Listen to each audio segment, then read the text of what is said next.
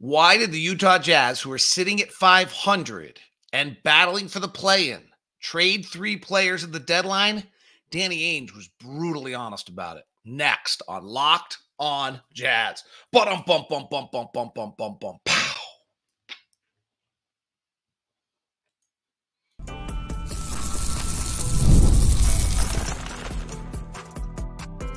You are Locked On Jazz, your daily podcast on the Utah Jazz.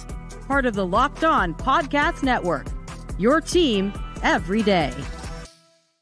How are you? I'm David Locke, radio voice of the Utah Jazz, Jazz NBA insider, and this is Locked On Jazz, your daily podcast on the Utah Jazz. Today, Danny Ainge gives us why those trades were made at the deadline. Then we hear what he has to say about Keyonte George, Taylor Hendricks, and Brice Sensabaugh, plus the situation Keyonte was in for most of the second half of the season. A quick snippet on the draft, and then we'll run through a bunch of NBA discussions and comments. Some thoughts on the Lakers and the Nuggets. I'm very interested in Milwaukee, Indiana, and pretty clear a controversial player is going to be available in this offseason. What would you do with him? We'll discuss all of that coming up on today's show here on Locked on Jazz. As I mentioned, I'm David Locke, radio voice of the Utah Jazz, Jazz NBA insider, and this is Locked on Jazz, your daily podcast on the Utah Jazz, giving you insight, expertise, geeky numbers, and hopefully making it way better to be a Jazz fan each and every day. Thank you so much for making Locked on Jazz your first listen of the day. We are free. We're available on all podcasting apps as well as on YouTube. Thanks so much for tuning in and grabbing the show. And to the everydayers out there, you are the best. Thank you so much to all the everydayers out there. Here's a programming note for you. I leave today. I'm going to go watch my daughter play in the conference championships, which is super cool. And then Leaf Tulane is going to do the show, and then we're going to go see my son in college. So empty nesting, get to go see the kids. So Leaf Tulane's going to do the show tomorrow, and then he's going to do the show Monday, Tuesday, Wednesday, Thursday. I'll pop back for Friday, but then I'm out again, taking my daughter to U.S. Open qualifier. Be crazy if she qualified, but you never know. So that will be Monday, Tuesday. Then I'm back Wednesday, and then I'm out on just vacation. So a lot of Leaf Tulane coming up here in a little bit, which is good for you because he's a draft college basketball expert, and I haven't watched one of these guys for 1 second yet. So this will actually be better for you in prepping the Jazz for the draft and all of that. So that's what you got coming up. All right. Thank you to Nick Angstead yesterday, who really helped me out a great deal with this and maybe have to do it again today. I cannot figure out how to get the audio to work correctly. I recorded yesterday's show twice. And I have not figured out how to get it so that it plays and sounds and does all those kind of things. So let's try it again with Danny Ainge. And Danny was, I thought, kind of brutally honest, maybe 100% accurate, but still brutally honest about where and why the Jazz made the deals they made at the deadline and took a team that was 26, I think it was, and battling and having just beat Oklahoma City, and it was probably the best win of the year, and traded Kelly Olynyk, Simone Fontecchio, Ochai Agbaji, and then moreover started playing all the young guys and proceeded to lose 25 of our next 30. Here's what Danny had to say. Absolutely. I mean, when I'm sitting there at trade deadline and we're a 23rd ranked team, even though we had a better record than say Houston, and we were right in the mix with the Lakers and Golden State at that time, I don't think we're as good as them, as any one of those 3 teams. When we were 100% healthy, I didn't believe that we were. And but absolutely, I mean, I'm really excited to watch the play-in tournament tonight. Like, it's like, kidding me? New Orleans and the Lakers and Golden State and Sacramento. I mean, those are like really good basketball teams, and they're in a play-in tournament. I don't think the East is that deep and that strong, but the West definitely is. So there it is. And he kind of continues on this at another moment on a question from Michael Smith on this same idea. Just kind of this brutally honest take that we weren't good enough, that we weren't as good as the Lakers and Golden State, that we weren't as good as Houston in his mind. So what was the value of making a false run to be the 10th seed and play a single play-in game. Golden State finished at 46-36. We would have had to go 20-10 the rest of the way to be able to do that, I think. I don't think we had 20-10 in us as a team. Maybe. You can debate. And that would have been if we're going to catch the Warriors to then go to Sacramento to play a game. Here's more from Danny on this. Yeah, it's a positive experience. I mean, I thought that maybe the best win in 2 years might have been the Oklahoma City win here at home, because they had their players. Their best players were playing, and they played pretty well. It wasn't like they just completely showed up in Utah and wet the bed. It was a good game, and our guys played well, and we fought hard to win that game. But a lot of those wins are I think, are deceiving. And regular season is not. That's not my thing. I'm all about playoffs, and we're talking about evaluating players. Like, the college game is different. Well, regular season and playoffs are a lot different too. And that's my job, is to determine playoff basketball and how good are we in the playoffs, not regular season. And so any team in the NBA, if there was a G League team in the NBA, they could win 15 games. Someone on the team will average 18 points a game. Someone on the team will get 10 rebounds. I have enough respect for the amount of depth of players there are in the world. But the game changers, the teams that have 3 guys that are, franchise level players. In that stretch, we played a lot of games that the best player on the other team didn't show, or the second best player on the team wasn't there, or they were resting to come to Utah. That's frustrating, because it's not, because it's not winning and losing is what matters at the end, but it's our job to evaluate who we really are. Are we 7-16, or are we the 15-4? And the most recent always isn't the best indicator of what you are. And that's the hard part of this business. And David asked the question about the Western Conference, or Ron, and it does matter. Who's in the West and who we're playing against and who we're evaluating ourselves against matters. And anyway, people could argue that, if we were better or not, but internally we were unanimous that we weren't. Internally, we were unanimous that we weren't. It's a big statement.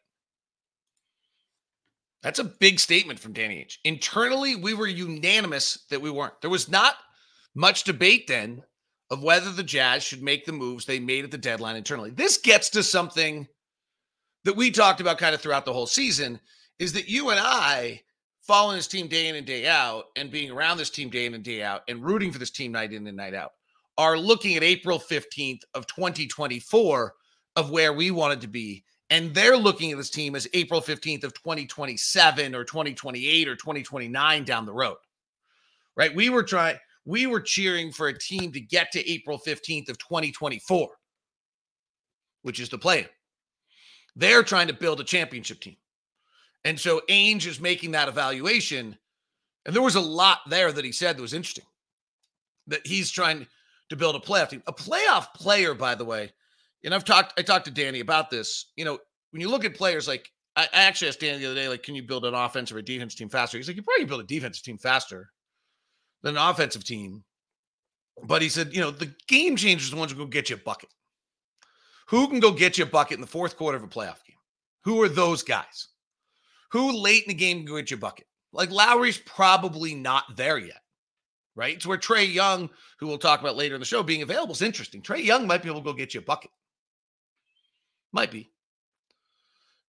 Who are those guys that can go get buckets late in the game? Finding guys that can catch a spot up open look from the wing, you can find those guys. Finding guys that have the grit and desire and fight to be defensive players, you can probably find those guys. But trying to find the guy who can go get you a bucket, that it's 94, 94, or 104, 104, or 114, 114, and you're going to give them the ball in the nail and they're going to go make a play, that's special.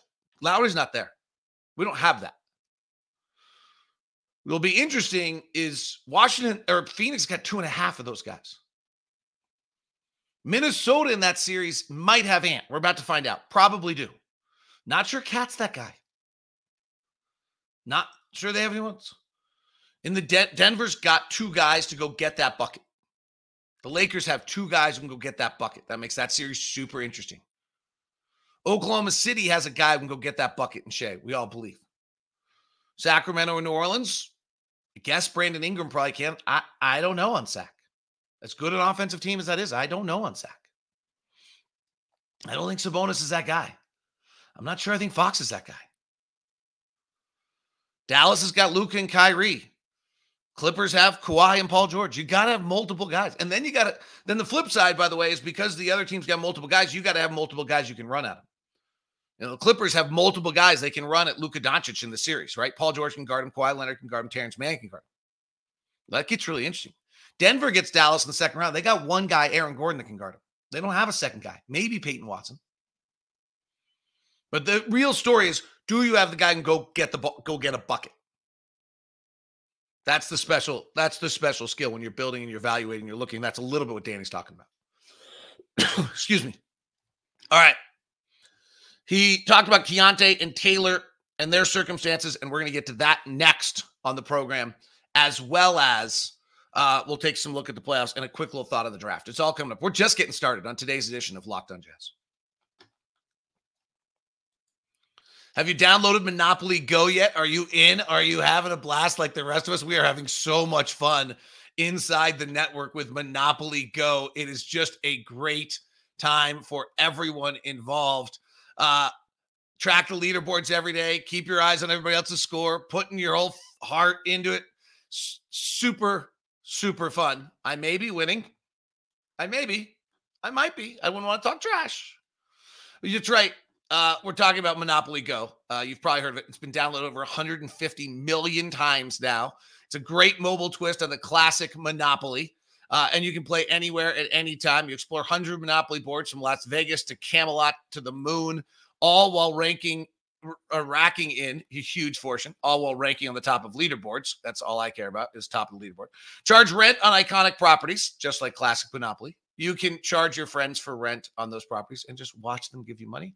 You can also go pull bank heists for a little modern twist, wrecking balls to their landmarks for an even more modern twist. Yes, it's super fun, and the leaderboards make you all connected. You can get your groups together. You can play against everyone. You can become a tycoon. You can go bankrupt. So get yourself on the charts today. Download Monopoly Go now for free on the App Store or Google Play. That's Monopoly Go on the App Store or at Google Play.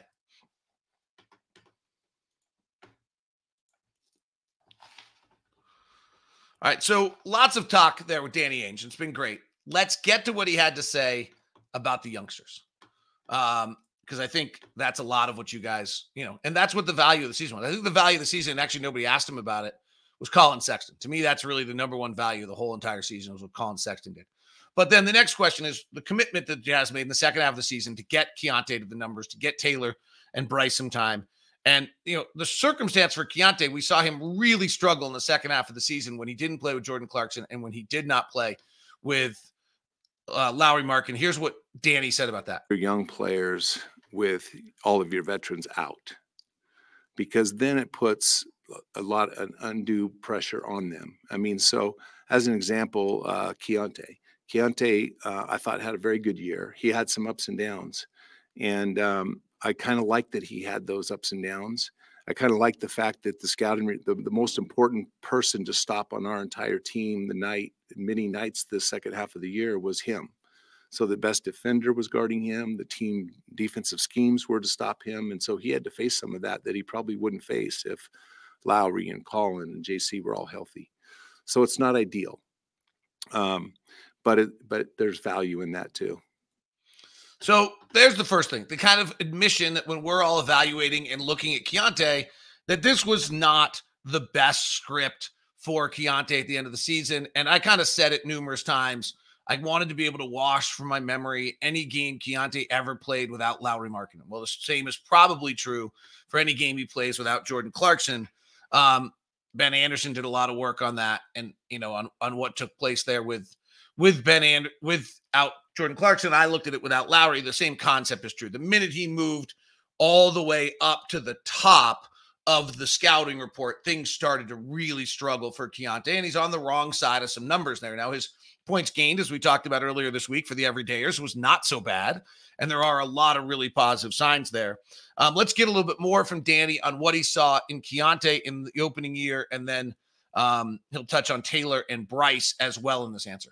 I'll talk about Keyonte first. I would say Keyonte, played small forward last year as a freshman at Baylor. He played point guard for the first time in his life this year. He's a full-time NBA point guard, and like I said, half the games he played this year, he's the focal point of the opposition defense. I think that is a great learning experience, like learning to run pick and rolls. He's like way better now than he was to start the season. I'm still not sure he's a franchise point guard, but I think he can play point guard. But I think that he can play with another guard playing the point, and he can play off the ball too. Matter of fact, he's probably more comfortable at that at this moment in time. But this experience of learning the point guard position was a big step for him, and it just provides a lot of versatility for our team going forward. Danny, did I answer your question? Yeah, you did. No, Okay. How about Taylor? Oh, Taylor. Yeah, so I think Taylor is, like I said, he's just a little further behind than Keyonte. And so, yeah, he's doing the same thing. I mean, he's trying to, as you saw, his shooting was getting better and better. He's working a lot on his shooting and his arch of his shot. It's been a little bit flat. But he shot a pretty good percentage, I think, in the last month or so of the season, started knocking down those shots.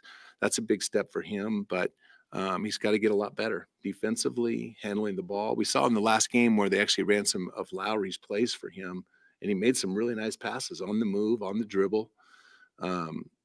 There's a lot of good signs for Taylor going forward. And same with Brice. Brice the same way, I would say, with Taylor. They're in a different way. Brice has a good feel for the game. He's got a better knack of scoring than Taylor, but his shooting, I think he's a better shooter than his numbers would indicate this year, but he can pass and he can shoot, he can score. So there's Danny on the three youngsters and his comments about all of them. There were three things that jumped out to me there that I thought we should highlight. One of them was this idea that he's, very honest about Keyonte. I'm not sure that he is a franchise point guard. That's still in the evaluation process of whether he's a franchise point guard. I think that's probably with those turnovers we saw, probably not true, or probably is true. But if you start to look at what he's saying is, hey, the evaluation process of it all is certainly worth the time and the effort to put in there and to see what he brings to the table. So I think that's in that learning process is real, that he's probably better as a combo guard. This experience he had as a point guard will allow him to play the combo guard. In other words, basically, hey, let's find a point guard, let Keyonte play some two, or ideally you find a big guard that can handle. And then your third guard, Keyonte, if he needs to, can play some point guard 4 minutes with this experience. But I think that was interesting. A little bit of an insight, as long as Keyonte is a part of everything, of where they might go roster building around that. Can they find another long guard who is a primary ball handler at some point in the process, or is, plays bigger?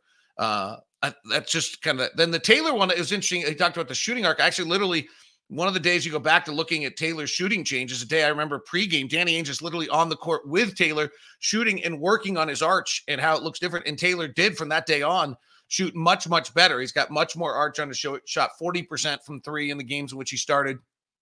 It's a great number. I mean, I don't know that we made a big enough deal about that. If Taylor Hendricks can shoot 40% from three, which again, the sample size is pretty small. I kind of like to see 750 threes from a player before we decide what they are. And we're talking about probably 50 here on Taylor Hendricks. So we're talking about a sample size that he took 140 this year, shot 38%. Hey, if Taylor Hendricks shoots 38% from three, that is a massive win. That is a massive win. Now, if you look at Taylor when he began starting, I think the numbers are, he shot 40% as a starter on 4 threes a game.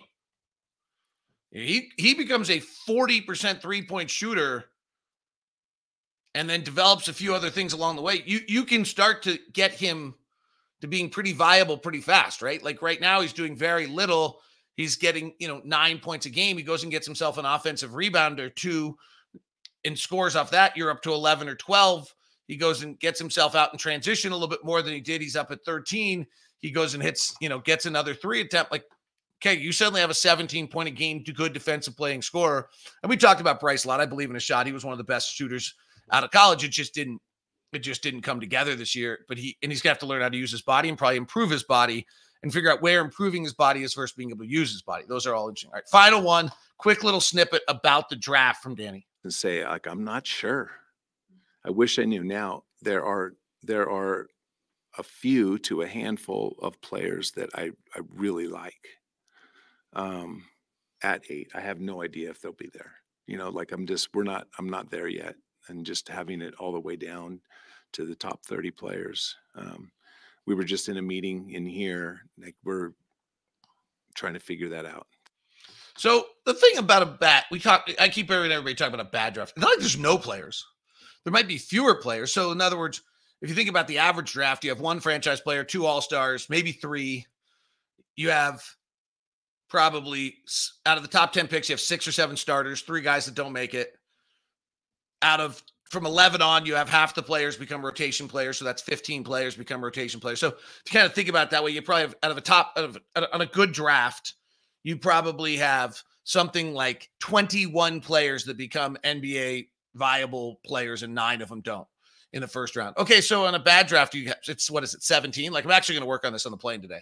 Like what is that number? Like if we talk about a bad draft, like what's a bad draft where, you only get 13 rotation players, 14 rotation players. So that's still half the players. Your job is to find which ones are the ones. So some interesting stuff there from Danny across the board. Really appreciate Jazz Group for giving Danny to us in that sense. And also for Danny giving us 40 minutes of time. And I think you should be thankful too, because I think it really gave you some great insight on things. All right. The first marquee player of the offseason seems to be pretty clearly available. What would you do with him next on Locked on Jazz? Today's show is brought to you by FanDuel. FanDuel.com/locked on. You can get into the action with some great deals right now on FanDuel. Playoff time for the NBA and the NHL. Baseball's in full swing. So right now, new customers get $150 in bonus bets guaranteed. That's right. Win or lose, you get $150 in bonus bets guaranteed in the FanDuel Sportsbook right now. You don't even have to win your first bet. They're making it easy for you. You can bet everything from slap shots to home runs to slam dunks. FanDuel.com/locked on to make sure your first bet, you get an automatic win. That's FanDuel, America's #1 sportsbook. Miami is a 1.5-point favorite over the Bulls. That means that they are worried about Jimmy Butler. And then Sacramento is actually a favorite over New Orleans in New Orleans. The Western Conference playoff market, Dallas is -144. Clippers are -118 in that one. Total games you can bet as well. The Timberwolves are +114 and Phoenix is -140 in that series. Denver is -420 with the Lakers +310. Wow, that's interesting. Over in the West. So they have Denver as a heavy favorite, Minnesota and the Clippers as relatively slight favorites. Cleveland's a -205 over Orlando. It's a +165. Milwaukee's a -120. Indiana's a -102. So they both have them favored in that one. That's interesting. And same thing with the New York. The 76ers are actually favored over the Knicks ever so slightly, -112 to -108. That's really interesting. That's all at the FanDuel Sportsbook right now. Go check it out. FanDuel.com/locked on. That's FanDuel.com/locked on. Thanks for making Locked on Jazz your first listen of the day.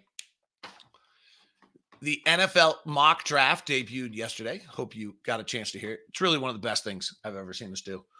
Check it out. It's now Locked on NFL Draft. Should be dropping at some point today. The exclusive first 24 hours was available on Amazon Fire TV. Speaking of Amazon Fire TV, go and grab the Locked on 24/7 stream on Locked on Sports Today. Grab it on Amazon Fire TV or watch it on YouTube. We had some nice numbers last night during that mock draft. Picked up a bunch of people who grabbed it. So thank you very much. Hope you enjoyed the show. And that entire show is Locked on NFL Draft. It's 6 episodes. It's long, so I got it. You may need to grab it all. It's on Locked on NFL. The Locked on NFL mock draft available now on Locked on NFL Draft on YouTube or wherever you get your podcasts. So go grab it. Super fun. It's fun on YouTube if you get a chance. Trae Young, yes or no? Small, struggles with defense, walking top 10 offense, elite NBA player, would probably be our best player, if not our second best player. Would you do Trae Young? Don't think he'd be super expensive. Might cost you Keyonte. Some picks. His contract is not ideal. I think you'll have to pay him coming up, which is probably the number that would have me the most concerned if I was the Jazz on this conversation. Like, that's where I don't think there's any debate of who he is or what he does. He's got $43 million next year, $45 the year after that. He's got an early termination in 26, 27, in which he's up for 48 and would probably opt out. So he's extension eligible. He's 25 years old. He's one of the best pick and roll guards in the NBA. He's one of the best interior passers in the NBA. He is mercurial, that is for certain, if depending on what stories are true or not, I don't know. Feel free to hit me up on the X or give me your thoughts in the chat room right now. But if you look at the top 60 pick and roll guards in the NBA, guys who ran 950 pick and rolls this year, overall, the number one guy in the league is CJ McCollum, and then Malik Monk, and then Kyrie Irving, and then Anthony Edwards. And you get to Trae Young, comes in. Oh, wait a sec. That was wrong. Those were all wrong. Sorry. Tyrese Halliburton, Spencer Dinwiddie, Jalen Williams, Devin Booker. Trae Young is the 10th best pick and roll guard in the NBA at running pick and roll. He's special. If you go over the last 3 years in the NBA in that same time period, and now, you take the top 90 point guards who've taken, they all have taken about 1,900 pick and rolls in that time period. So, and you're up to 90 guards, and you want to know, like, where does Trae Young rank? He still comes in at 10th. Luka, Dame Lillard, Steph Curry, Jalen Williams again, Devin Booker, Tyrese Halliburton, Paul George, Kevin Durant, Jamal Murray, Trae Young, Donovan Mitchell. Like, these are the special guards in the NBA. Luka's at 1.07, so's Dame. Trae's at 1.04. He's one of the special offensive players in this league. Would you do it? Are you interested? He's gotten one team to the conference finals, and now he and DeJounte Murray have combined to get themselves knocked out as the 10th seed. Super interested to watch LA play Denver in this series for 2 things I want to watch. And actually, great work by Kragus McBasketball on X, who's the same guy as Basketball Index. B-Ball Index is a great site. So when Jokic posts up and you single coverage him, he averages 1.3 points per. And then when you double team him, it goes way down. So, okay. But when you double team him, then you're letting Denver play 5-on-4 with all the cutters and the dunks and the Aaron Gordons and all that kind of stuff. It's still less efficient than if Jokic goes 1-on-1. What's interesting to me about LA is they have Anthony Davis and Rui Hachimura. They probably can start to believe that they can play 1-on-1. And obviously, if you can play Jokic 1-on-1 and you stymie Jokic 1-on-1, then Denver's in trouble. Then Denver is on the rocks. But the answer is not to play him that way. So I'm super curious to watch that series early on to see. I would guess Rui Hachimura guards Jokic. Anthony Davis plays free safety to deal with cutters, namely Aaron Gordon and Kentavious Caldwell-Pope. And then they're doubling from somewhere else. And then it's going to be whether they can get the ball out and around in shots and things of that nature. It's just really interesting. The other one's going to be interesting is Milwaukee, Indiana, 2 great offensive teams. The reason it's going to be interesting is because the number one thing Doc Rivers changed in Milwaukee was just their transition defense. They went from allowing 38% of defensive rebounds into transition down to 27%. Huge change. A change the Jazz need to make in this offseason as well. And so Doc Rivers really changed entirely who they were in that regard. And it's worth looking into just for us as well. It's why I was aware of it. Well, Indiana plays 38% of possessions off defensive rebounds in transition.